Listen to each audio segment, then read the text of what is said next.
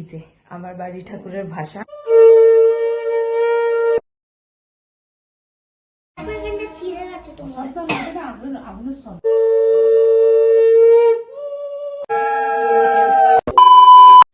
So আজকে আমাদের বাড়িতে হলো ষষ্ঠী পুজো। দেখতেই পাচ্ছ আমি স্নান টান করে রেডি হয়ে গেছি। কালকে হালকার উপর একটু সেজেছিলাম, আজকে আর কিছু ভালো লাগছে না, একটু টায়ার্ডও রয়েছি। সো এই পার্টটা কিন্তু তোমরা দেখতে চলেছো সেকেন্ড পার্টে ব্লগটা। আজকে হলো ষষ্ঠী আর আমাদের বাড়িতে ষষ্ঠীর পুজো হয়। আমাদের বাড়িতে মানে কি বলবো, সরস্বতী পুজোটা 3-4 বার, মানে 3 বেলা 4 বেলা করে পুজো হয়।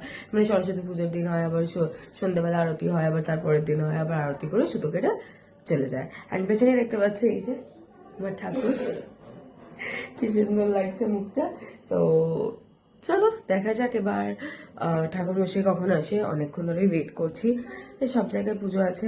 সো কি কি অ্যারেঞ্জমেন্টস আছে আজকে আমরা দেখি চলো। আজকে অ্যারেঞ্জমেন্টস রয়েছে আমাদের এই যে আজকে দধিকর্মা মাখা হবে, দধিকর্মা রয়েছে, তারপর তোমার এখানে ফল মূল সব রয়েছে। এখানে ওই কি বলে ওটা, কি হলুদ দেওয়া হবে, ও ষষ্ঠীর হলুদ, তেল, সিঁদুর এগুলো আর ফুল যা যা সব সেম সেম রয়েছে।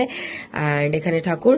অ্যান্ড আমাদের কিন্তু দেখবে যেরকম দুর্গা ঠাকুর সেই মানে গলা থেকে ঘট অব্দি তোমার মালা আসে, আমি কিন্তু প্রত্যেক বছরে ওরকমই রাখি, কজ আমার খুব ভালো লাগে জিনিসটা।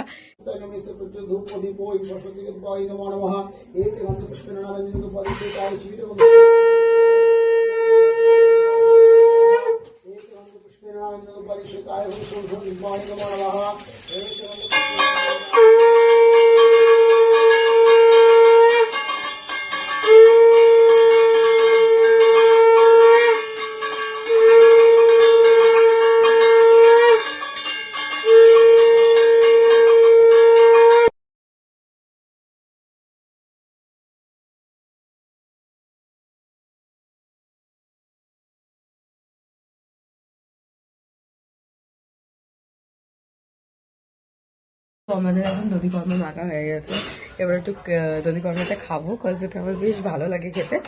অ্যান্ড ঠাকুর মশাই বললো কালকে আমরা ঠাকুর ফেলতে পারি, তো কালকে ঠাকুর ফেলবো আমরা। ফাইনালি অবশেষে আজকে এই যে আমার বাড়ি ঠাকুরের ভাসান। সো একটু বাদ থেকেই বরণ শুরু হয়ে যাবে, তো সবাই আসছে আর কি। তো আমিও একদম চটজলদি করে তাড়াতাড়ি কলেজ থেকে চলে এসেছি, যাতে আমি এলেই ঠাকুর ভাসান হয়। এই যে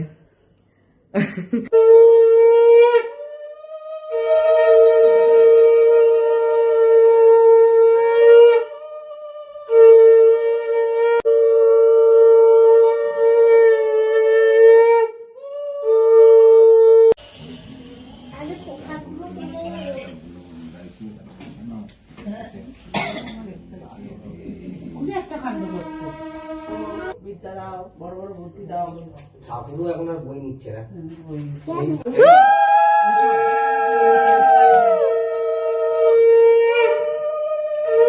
ভ্যানে ঠাকুর উঠে গেছে। অ্যান্ড এই যে এখানে আমি স্কুটি নিয়ে রেডি, এখানে আমার ভাই, অ্যান্ড এখানে আমার ঠাকুর উঠে গেছে, ওখানে আমার বাবা বসে গেছে, এখানে মা।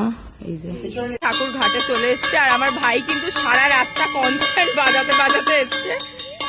এই যে